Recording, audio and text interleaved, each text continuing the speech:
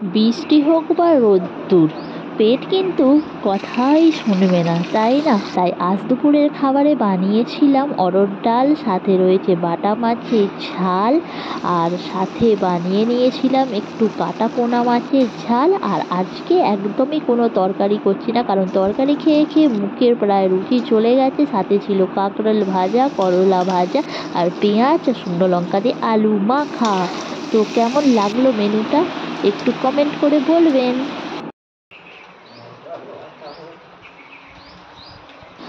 যারে যারে উড়ে যারে যা পাখি, ঘোরালো গানের মেলা, শেষ হলো যে বেলা, আর কেন মিছে ডাকাডাকি।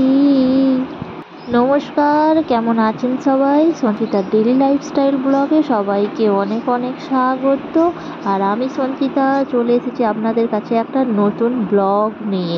আর আজকে আর সবজি তো কিছুই বানাবো না, তো আপনারা আগেই জেনে নিয়েছেন। এখানে ঠাকুমা সমস্ত সবজিগুলো কেটে দিয়েছে। আর এই যে মাছে মাখিয়ে নিয়েছি নুন, আর সাথে একটু হলুদ মাখিয়ে নিয়েছি। তো মাছ ফাছ ঠাকুমা সব ধুয়ে দিয়েছে। তো এখন কড়ার মধ্যে তেল ছিল, তো ওটাতে একটু মাছগুলো ভেজে নেব, ছোট ছোট বাটা মাছ। আজকে বাটা মাছকে একটু ঝাল করে নেব। তো প্রথমেই এটা করে নিচ্ছি, কারণ সকাল থেকে আজকে প্রচণ্ড দেরি হয়ে গেছে। আর ওই জন্যই আজকে প্রথমে মাছটাই, ছোটো মাছটাই ঝাল করে দিচ্ছি, আর বড় মাছটা একটু নুন হলুদ মাখিয়ে রেখে দিচ্ছি, এটা পরে বানাবো। তো এদিকে সকালে অল্প অল্প করে বানিয়ে নিয়েছিলাম করলা ভাজা, সাথে একটু পেঁয়াজ লঙ্কা ভাজা, আর ওই যে বাটা মাছটা ভেজে ঝাল করে নিচ্ছি।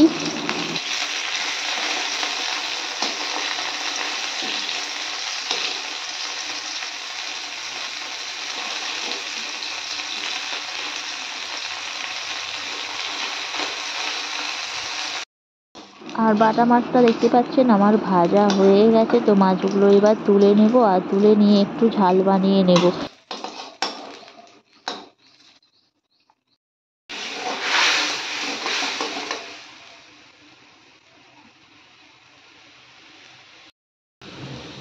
তো বাটা মাছটার ঝাল বানানো হয়ে গেছে, আর দিয়ে দিলাম মাছগুলো। তো একটু নেড়ে চেড়ে নেব, খুব একটা ঝাল দিইনি, শুধু একটু আদা দিয়েছি, আর সাথে একটু লঙ্কা গুঁড়ো হলুদ গুঁড়ো। এই হলো মাছের ঝালের মশলা। তো মাছটা হয়েই গেছে, এবার একটু নামিয়ে নেব। আর দেখুন মাছটা রেডি হয়ে গেছে। আর এদিকে আগে ভাগেই ভাতটা করে নিয়েছিলাম। আর আজকে বানাবো যেহেতু অরহর ডাল, তো অরহর ডালটা একটু সিদ্ধ হতে দেরি হয়, তার জন্য কুকারে দিয়ে ওটাকে সিদ্ধ করে নিয়েছিলাম।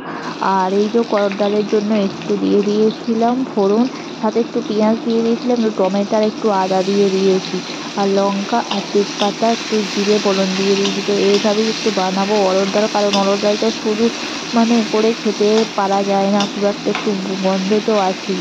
তো সাথে দিয়ে দেবো কয়েকটা কারি পাতা। তো কারি পাতাগুলো যদিও শুকনো হয়ে গিয়েছিলো, কারি পাতা দিলে খেতে বেশ ভালো হয় অরহর ডালে, আর গন্ধটাও দারুণ বেশ হয়। তো এগুলো একটু ভালোভাবে ভেজে নেব।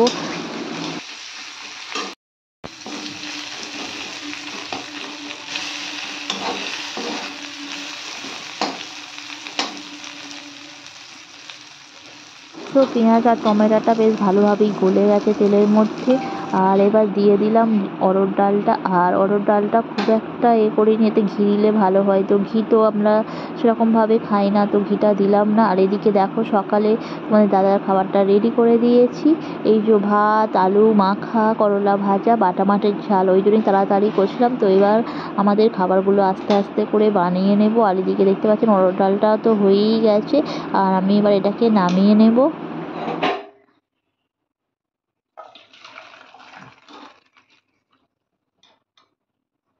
আর কয়েকটা কাঁকরোল ছিল, তো কাঁকরোলগুলো জানেন তো বৃষ্টির দিন, তো একটু এদিক ওদিক হলেই পচে যাচ্ছে, তো ওটা ভেজে নিলাম। আর সাথে তো করলা তো আছেই, তো করলা হবে, কাঁকরোল ভাজা হবে। তো কাঁকরোলগুলো এবার দিয়ে দেবো।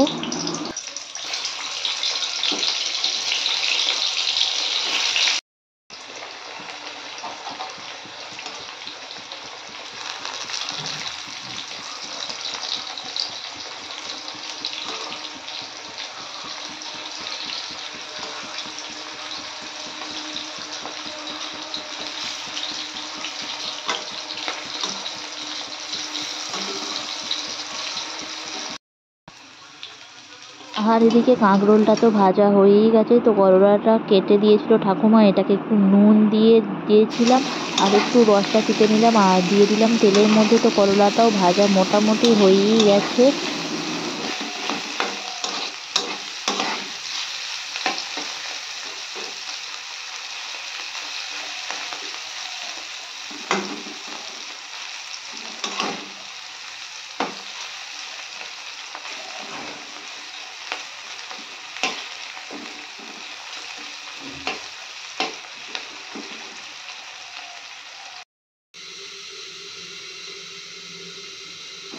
আর এবারে একটু ভেজে নেব পেঁয়াজ, কারণ আলু মাখা করব বলে পেঁয়াজটা ভেজে নেব, সাথে একটু শুকনো লঙ্কা ভেজে নেব। আর পেঁয়াজ দিয়ে শুকনো লঙ্কা দিয়ে আলু মাখা খেতে বেশ ভালো লাগে। তো এদিকে মোটামুটি আমার হয়েই গেছে রান্না। আর এদিকে শুকনো লঙ্কাটা ভাজছি, সাথে ওই যে মাছটা ছিল বড় মাছটা, তো ওটা এবার লাস্টে বানাবো। আর এই যে আমি মাছটা ভাজতে দিয়ে দিয়েছি, তো মাছটা মোটামুটি আমার ভাজা হয়ে গেছে। তো মাছটার এবার ঝাল বানিয়ে নেব। আর মাছের ঝাল তো রেডি হয়েই গেছে, তো মাছটা দিয়ে দেবো। মোটামুটি মাছটা দিলেই আমার রান্না বান্না শেষ। তো তারপরেই চলে যাব খেতে। তো মাছটা দিয়ে দিলাম। আর আজকে সমস্ত রান্না একদমই কোনো তরকারি বা কিছু নেই, আজকে এমনি সিম্পল রান্না। তো কেমন লাগলো ভিডিওটা বলবেন কমেন্ট করে, ভালো লাগলে লাইক করবেন। টাটা।